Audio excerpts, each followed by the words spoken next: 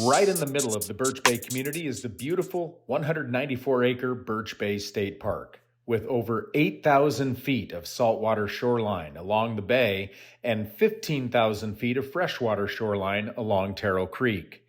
They boast 160 campsites, picnic and day use facilities, and are a destination for hardshell clamming and Dungeness crab harvesting. The Friends of Birch Bay State Park offer many educational and interpretive programs throughout the year with varying topics, and all of them are free.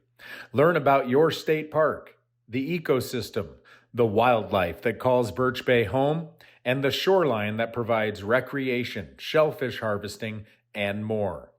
They also organize music and entertainment events at the BP Heron Center. Here's the mission statement for the Friends of Birch Bay State Park, as read by board member Dorley Booth. The mission statement for the Friends of Birch Bay State Park is: the Friends of Birch Bay State Park assist Birch Bay State Park in its mission to inspire visitors and residents with an appreciation for the natural and cultural heritage of Birch Bay, and to benefit, support, and promote Birch Bay State Park as a most precious recreational and educational asset of the Birch Bay community. To learn more about the Friends of Birch Bay State Park and how you can become involved, visit their Facebook page. Simply search Friends of Birch Bay State Park. Give them a like and a follow. We'll dive further into the Friends of Birch Bay State Park and what they do during a Discover Thursday episode that's coming up in May. Stay tuned. Friends of Birch Bay Library, Diane Mars-Smith joins us now, the president of FOBL, and I'm starting out this conversation with everybody, the nuts and bolts, the basics. What is FOBL? How did it come to be? And what is the basic premise of FOBL? Sure, I'll say the basic premise of FOBL is that we advocate for library service, and what we've been doing since 2015 is advocating for a library in Birch Bay. So that is our job. We're raising funds to build the library here. Once the library is built, we're still going to be raising funds because we'll be raising funds to support library programs and library services. This came about because a group of people felt like a 4-hour bookmobile stop just wasn't enough for us, and we love our bookmobile, but we needed more, and that group got together, approached the library system, and got the ball rolling. And where are we at now with the library? Well, right now where we're at is the Whatcom County Library System has actually put out a request for qualifications for architects. So we got a generous donation, I'll say a grant, from the Whatcom County Council. Okay. And that was for $315,000, came from ARPA funds. American Recovery Act is where those funds, so it's a federally funded grant, and that got us the ball rolling so we can start construction. Outstanding. Yeah.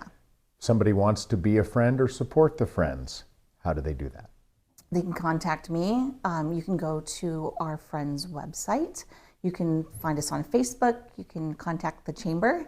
You can contact me. We can go ahead and get you signed up to be a friend.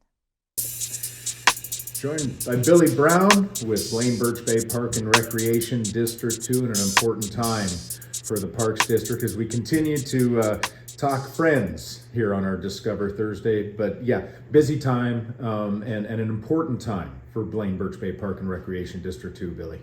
Yes, it is. It's basically going to be our survival. We've got we're on the February ballot, our levy, which is about 0.1% of the assessed value of your home, and realistically, what that's going to mean to you is we're continuing the existing levy that we have with a 1 year of not continuing, and that's this year, 2024. We won't be receiving those funds, but starting in 2025, if our levy passes, then it's just renewing what we have existing. And that's the key word, renewing. Yeah, exactly. And what that really means to a person, let's say your home is worth around $500,000 or $600,000, which is the average home around here. It's going to be $50 or $60 a year on your tax bill. If your home's $1 million or so, it's going to be less than $100,000. So what do I get for that, Billy? Well, great question, because Blaine Birch Bay Park and Rec, we've got several facilities that we run programs out of. One of them, of course, is our rec center up here on Gemini Street, which is the old Air Force Base, which is a really great gym. We have a thriving pickleball community up there. Lots of stuff going on for the kids, after school activities. The Parks Department's partners with several organizations, the Chamber of Commerce. We've partnered with the City of Blaine, Parks Department in Blaine, lots of other organizations to do all kinds of neat stuff, big festivals, little festivals. We built playgrounds. We've contributed money to, like, when the Boys and Girls Club was building their indoor facility, we went ahead and gave a bunch of funds to that to help build that. The really cool playground out there on Marine Drive in Blaine. We contributed quite a bit of money to that. State Parks playground, the playground right up here on Gemini, and all the new projects that we're working on.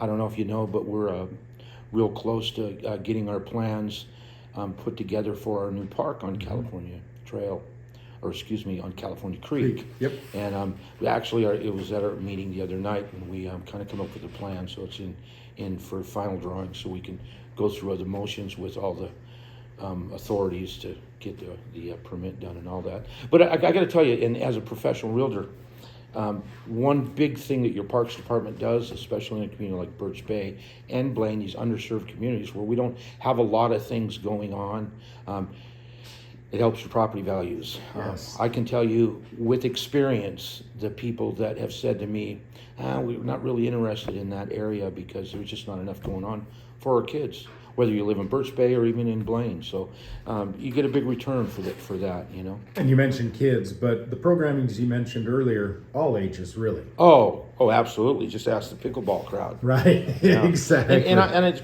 personal experience. You know, I just started the strength training at the Blaine Pavilion that goes 3 days a week with Ryan. And, you know, there's about 12 people in that class, and I'm probably the worst one in the whole thing, but it's, you know, it's just neat to be able to do stuff like that, and, you know, and that's it. There's really not another opportunity for me to do that here close. I'd have to go to Ferndale or Bellingham. So people in Blaine and Birch Bay, we live in a special community and a smart community. They understand, I know, what Parks and Rec means to the area, but we have to talk about, if this doesn't pass for whatever reason, what's the outcome then, Billy? Well, it'll probably be phased. It would be, if it doesn't pass in February, then we're going to have to take that into account when we finish our budget this year, because we've got to look to the future. Eventually there will have to be a levy passed to save the Parks Department. There will be a time in the next year or two where, in the next 2 or 3 years, where we just absolutely go away. And most likely what will happen, by the way, I'm a Parks Commissioner. I'm here speaking as a citizen of Birch Bay and Blaine, but if we don't have the funds, we can't do the programs. And that's what'll come. You'll start seeing, if it doesn't pass, we'll start seeing a scaled back of the programs that we're doing, and certainly the growth won't happen, and we'll have to scale back or cancel a lot of our future plans for all the neat things that we're doing. So don't think that'll become reality. Like I said, I love this community, and I know you do too. Billy, if somebody wants to become involved, we're all organizations are looking for help, and we can only be as effective as the people that step up. If somebody wants to help out with the Friends or directly with Blaine Birch Bay Park and Recreation District 2, what's the best way to do that?